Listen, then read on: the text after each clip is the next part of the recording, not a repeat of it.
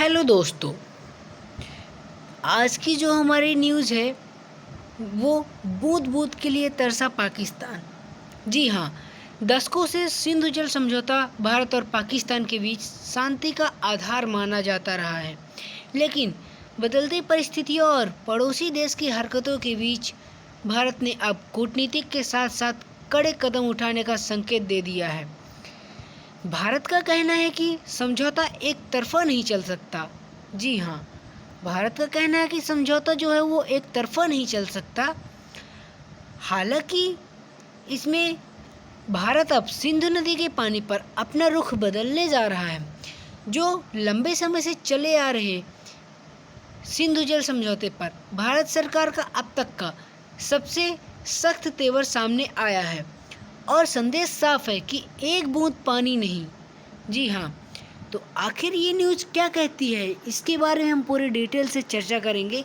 बने रहिएगा हमारे साथ वीडियो के एंड तक। तो चलिए हम शुरू करते हैं।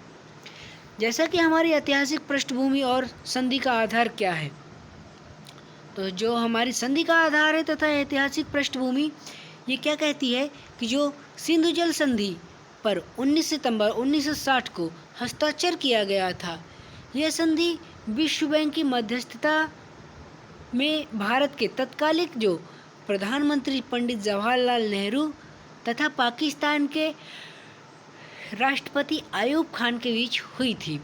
इसका उद्देश्य सिंधु नदी प्रणाली के बीच के बंटवारे को लेकर दोनों देशों के बीच विवाद को ख़त्म करना था।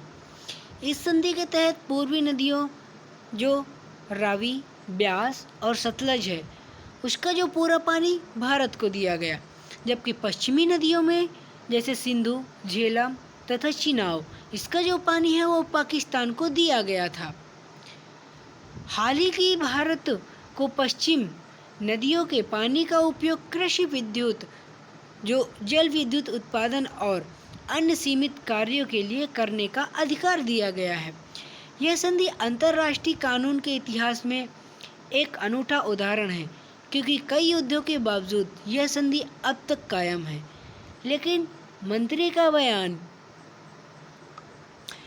इस संधि की जो स्थिरता पर सवालिया निशान लगता है कि यदि भारत इस संधि से पीछे हटता है या पानी को हथियार के रूप में इस्तेमाल करता है, तो यह वैश्विक भू राजनीति में एक बड़ा बदलाव होगा। इसी के साथ साथ हम देखें कि जो पानी का हथियार के रूप में उपयोग, आखिर भारत पानी का हथियार के रूप में कैसे उपयोग कर सकता है। तो इसमें जब कोई मंत्री कहता है कि पानी की एक बूंद, जो पानी की एक भी बूंद पाकिस्तान नहीं जाएगी, तो इसका अर्थ है कि पानी को एक रणनीतिक हथियार के रूप में इस्तेमाल करना। यानी कूटनीति में जल को अक्सर सॉफ्ट पावर माना जाता है, लेकिन जब सुरक्षा का मुद्दा उठता है तो इसे हार्ड पावर के रूप में देखा जाने लगता है।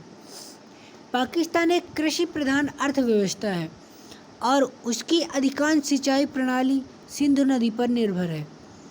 यदि भारत तकनीकी रूप से अपने हिस्से के जल का पूर्ण उपयोग करता है या प्रवाह को नियंत्रित करता है, तो पाकिस्तान में सूखा पड़ सकता है, जिससे वहाँ की खाद्य सुरक्षा और ऊर्जा सुरक्षा खतरे में पड़ सकती है। हालांकि यह नीति अंतर्राष्ट्रीय स्तर पर जोखिम भरी है, क्योंकि इससे भारत को गैर जिम्मेदार पड़ोसी के रूप में देखा जा सकता है और फिर भी आतंकवाद के मुद्दे पर पाकिस्तान को घेरने के लिए यह एक कड़ा कदम माना जा रहा है। कानूनी जटिलताएं और संधि का उल्लंघन। तो जो सिंधु जल संधि एक अंतर्राष्ट्रीय संधि है। यदि भारत एक तरफा तरीके से पानी रोकता है, तो यह अंतर्राष्ट्रीय कानूनों का उल्लंघन माना जाएगा। संधि के अनुच्छेद 7 में विवाद सुलझाने के लिए एक निश्चित प्रक्रिया दी गई है, जिसमें तटस्थ जो विशेषज्ञ मध्यस्थ न्यायालय का प्रावधान है। यदि भारत संधि तोड़ता है तो पाकिस्तान अंतर्राष्ट्रीय मंचों जैसे संयुक्त राष्ट्र या विश्व बैंक पर भारत के खिलाफ मुकदमा कर सकता है। इससे भारत की छवि एक संधि का पालन करने वाले राष्ट्र से हटकर एक ऐसी शक्ति के रूप में बन सकती है जो समझौतों को अपनी सुविधा के अनुसार बदलती है। कानूनी विशेषज्ञों का मानना है कि संधि को समाप्त करना आसान नहीं है, क्योंकि इसके लिए एक लंबी कानूनी प्रक्रिया से गुजरना होगा जो वर्षों तक चल सकती है। इसी के साथ हम देखें तो तकनीकी और भौगोलिक चुनौतियाँ। तो सिंधु नदी प्रणाली की भौगोलिक बनावट ऐसी है कि भारत के लिए पूरी तरह से पानी रोकना अत्यंत कठिन है, क्योंकि हिमालय क्षेत्र में नदियों पर इतने बड़े बांध और जलाशय बनाना तो इतने बड़े पानी के प्रवाह को पूरी तरह रोक सके न केवल महंगा है, बल्कि पर्यावरण की दृष्टि से भी विनाशकारी हो सकता है। सिंधु, झेलम और चिनाब नदियाँ जो हैं पहाड़ों से होकर बहती हैं। पानी को रोकने का मतलब है विशाल जलाशयों का निर्माण करना, जिसके लिए भारी निवेश और समय की आवश्यकता होगी। यदि भारत अपने हाइड्रोलॉजिकल जल विज्ञान अधिकारों का उपयोग करता भी है तो भी वह केवल उन जल विद्युत परियोजनाओं तक सीमित रह सकता है जो संधि के दायरे में हैं। बिना बुनियादी ढांचे के मंत्री का बयान केवल एक राजनीतिक घोषणा बनकर रह जाएगा। अब इसी के आगे हम देखने से पहले अगर आप सभी लोग अभी तक हमारी वीडियो में बने हुए हैं तो हमारे चैनल को सब्सक्राइब करिए, वीडियो को लाइक करिए, एक प्यारा सा कमेंट ज़रूर करिए, ठीक है। अब इसके बाद हम आते हैं पर्यावरण और पारिस्थितिकी का जो प्रभाव। तो नदियों के प्रभाव को अचानक रोकने या बदलने से न केवल पाकिस्तान बल्कि भारत के अपने पारिस्थितिकी तंत्र पर, जो भारत का इकोसिस्टम है, उस पर बुरा असर पड़ेगा। अचानक पानी रोकने से जम्मू कश्मीर और हिमाचल प्रदेश के निचले इलाकों में बाढ़ जैसी स्थिति पैदा हो सकती है। इसके अलावा नदियों के प्राकृतिक प्रवाह में बदलाव से जैव विविधता पर असर पड़ेगा। ग्लेशियरों के पिघलने की दर प्रभावित हो सकती है और क्षेत्रों की जलवायु में अनिश्चितता आएगी। जल विद्युत परियोजनाओं के निर्माण के लिए बड़े पैमाने पर पेड़ों की कटाई और जंगलों का विनाश होगा, जिससे भूस्खलन, जो लैंडस्लाइड और मिट्टी के कटाव का खतरा बढ़ जाएगा। यह एक पर्यावरण संबंधी आपदा का निमंत्रण हो सकता है, जिसे नज़रअंदाज करना नहीं चाहिए, ठीक है।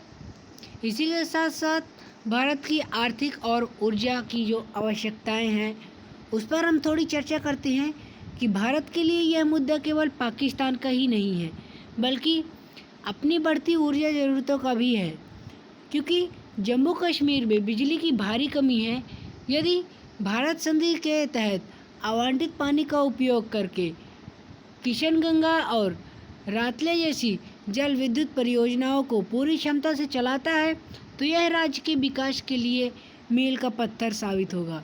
यानी मंत्री का रुख इस बात का संकेत है कि भारत अब अपने उन अधिकारों का पूर्ण उपयोग करना चाहता है जो इसे संधि के तहत मिले हैं। जी हाँ, लेकिन यह चुनौती यह है कि इन परियोजनाओं को पूरा करने में दशकों लग जाते हैं और इनमें भारी निवेश की आवश्यकता होती है। यदि भारत आर्थिक रूप से मजबूत होता है और अपने जल संसाधनों का इष्टतम उपयोग करता है तो उसे पानी को रोकने की ज़रूरत नहीं पड़ेगी, बल्कि वह पानी का सही प्रबंधन करके अपना विकास कर सकेगा। यानी एक साइड से हथियार, दूसरे साइड से विकास। पाकिस्तान की आंतरिक स्थिति और आतंकवाद, इससे जानने से पहले आप लोगों को क्या लगता है, क्या अगर हम जैसा हमारा ये मुद्दा था कि इसमें हम क्या क्या कर सकते हैं, तो आप लोगों की राय इसमें क्या है कि क्या सच में ऐसा भारत अगर करेगा तो हमें जो पानी की ज़्यादा ज़रूरत है वो पाकिस्तान ना भेजने की, कम से हमें जो ऊर्जा है उसमें आवश्यकता है, जो ऊर्जा की हमें ज़्यादा से ज़्यादा मिल सकेगा। इसमें आपकी राय क्या है कि हमें सच में क्या ऊर्जा ऐसी बनानी चाहिए, हमारी टेक्नोलॉजी इतनी स्ट्रांग होनी चाहिए या नहीं? आप सभी लोग हमें कमेंट बॉक्स में अपना जवाब ज़रूर दीजिएगा, ठीक है। तो जो पाकिस्तान की राजनीति में भारत को हमेशा दुश्मन के रूप में पेश किया है, जी हाँ, पाकिस्तान की राजनीति में भारत को हमेशा दुश्मन के रूप में पेश किया जाता है। जल के मुद्दे को लेकर भारत के किसी भी बयान का इस्तेमाल वहाँ की सरकारें और सेना भारत विरोधी भावनाओं को भड़काने के लिए करती है। यदि भारत पानी रोकने की बात करता है तो यह पाकिस्तान की सेना को भारत के खिलाफ और अधिक आक्रामक होने का बहाना देता है। वे इसे आर्थिक युद्ध, जो इकोनॉमिक वॉरफेयर बताकर अपने लोगों को भड़का सकते हैं। भारत का जो लक्ष्य है वो पाकिस्तान पर दबाव बनाना है ताकि वह सीमा पार आतंकवाद को रोक सके। हालांकि पानी का उपयोग दबाव बनाने के लिए करना कितना प्रभावी होगा यह संदिग्ध है, क्योंकि पाकिस्तान पहले ही भारत पर जल संप्रभुता के उल्लंघन का आरोप लगा चुका है। वैश्विक कूटनीति और विश्व बैंक की भूमिका। सिंधु जल संधि में विश्व बैंक का एक गारंटर है। किसी भी एक तरफा कार्रवाई से विश्व बैंक के साथ भारत के संबंधों पर असर पड़ सकता है। यदि भारत संधि का उल्लंघन करता है तो वैश्विक निवेशक भारत के प्रति सतर्क हो सकते हैं। इसके अलावा चीन, जो सिंधु नदी प्रणाली का ऊपरी तटवर्ती देश है, इस स्थिति का लाभ उठा सकता है। यदि भारत पाकिस्तान के लिए पानी रोकता है तो चीन ब्रह्मपुत्र नदी पर बड़े बांध बनाकर भारत के जल प्रवाह को प्रभावित कर सकता है। यह एक भू राजनीतिक डोमिनो इम्पैक्ट जो है वो शुरू कर सकता है, जहां हर देश अपने पड़ोसी के लिए पानी को नियंत्रित करने की कोशिश करेगा, जिससे दक्षिण एशिया में अस्थिरता बढ़ेगी।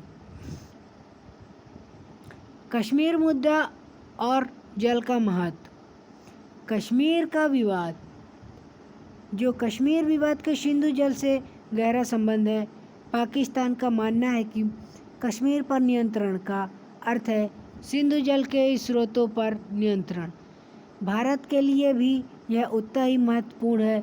जब भी भारत अपने जल अधिकारों का उपयोग करने की कोशिश करता है तो पाकिस्तान इसे कश्मीर की स्थिति से जोड़ने की कोशिश करता है।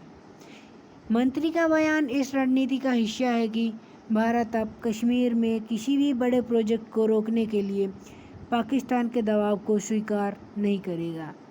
यानी यह भारत की आत्मनिर्भरता है और दृढ़ जो विदेश नीति का प्रदर्शन है।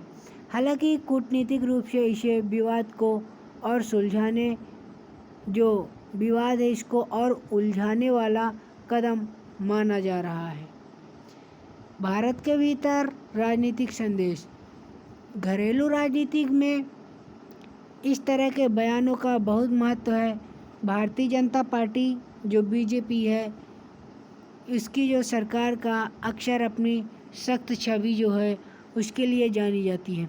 ऐसे बयान जनता के बीच एक राष्ट्रवादी संदेश भेजने जो राष्ट्रवादी संदेश जो है वो भेजते हैं कि भारत अब कमज़ोर नहीं है और अपने संसाधनों का उपयोग करने में सक्षम है। यह वोट बैंक की राजनीति का भी हिस्सा हो सकता है, जहां पाकिस्तान के खिलाफ आक्रामक रुख अपनाना एक लोकप्रिय विकल्प है। हालांकि ज़मीन पर इसके परिणाम क्या होंगे इस पर कम ध्यान दिया जाता है। यह बयान सरकार के समर्थकों को खुश करने के लिए तो ठीक है, लेकिन अंतर्राष्ट्रीय मंचों पर यह भारत की संयमित और जिम्मेदारी देश की छवि के साथ मेल नहीं खाता। इसी के साथ हम देख लेते हैं जल सुरक्षा, जो वाटर सिक्योरिटी और भविष्य की क्या चुनौतियां हैं। तो जलवायु परिवर्तन के कारण हिमालय के जो ग्लेशियर है वो तेज़ी से पिघल रहे हैं, जो सिंधु नदी प्रणाली के मुख्य स्रोत हैं। भविष्य में पानी की उपलब्धता कम होने वाली है। ऐसे में यदि भारत आज पानी को रोकने या नियंत्रित करने की बात करता है तो उसे ये सुनिश्चित करना होगा कि वह आने वाले दशकों के लिए जल सुरक्षा सुनिश्चित कर सके।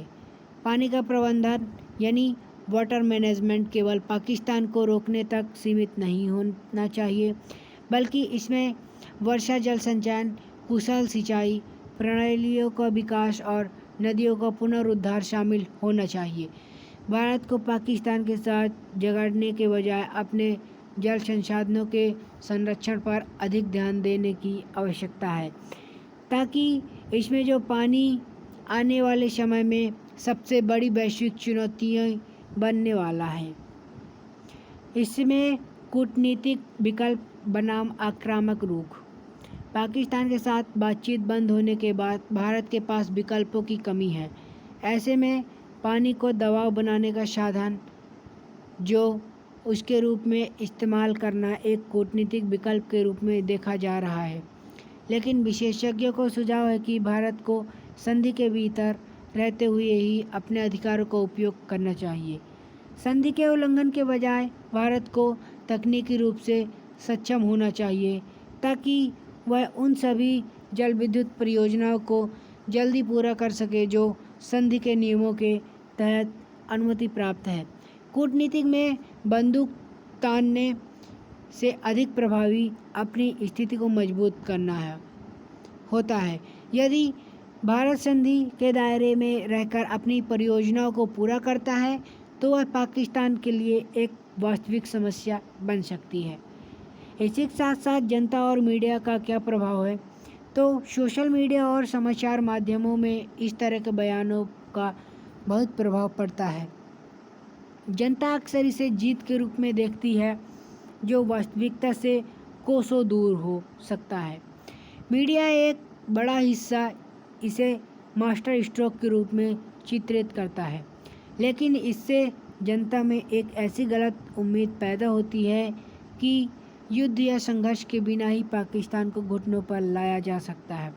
यह लोगों को यह सोचने पर मजबूर करता है कि सरकार कुछ क्रांतिकारी करने जा रही है, जबकि हकीकत में सिंधु जल संधि जैसे मामलों में बदलाव करना बेहद जटिल प्रक्रिया है। यह समाज में एक झूठा आत्मविश्वास पैदा करता है, जो बाद में हताशा में बदल सकता है। इसी के साथ साथ इसका हम निष्कर्ष देखते हैं कि एक संतुलित जो दृष्टिकोण है उसकी आवश्यकता। तो अंततः भारत को एक संतुलित दृष्टिकोण अपनाने की आवश्यकता है। जल का राजनीतिकरण करने के बजाय इसे एक संसाधन के रूप में देखा जाना चाहिए।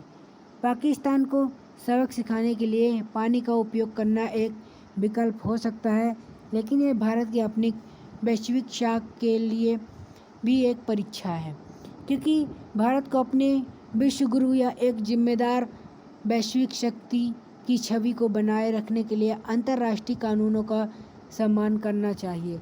साथ ही संधि के भीतर अपनाने जो अपने अधिकारों का पूर्ण उपयोग करना चाहिए। पानी को रोकने की धमकी देने के बजाय जल प्रबंधन के आधुनिक तरीकों को अपनाना और पाकिस्तान को यह दिखाना कि भारत संधि का पालन करते हुए भी अपने हितों की रक्षा कर सकता है। तथा इसी के साथ साथ अगर भारत ये प्रावधान करता है तो अधिक प्रभावशाली होगा।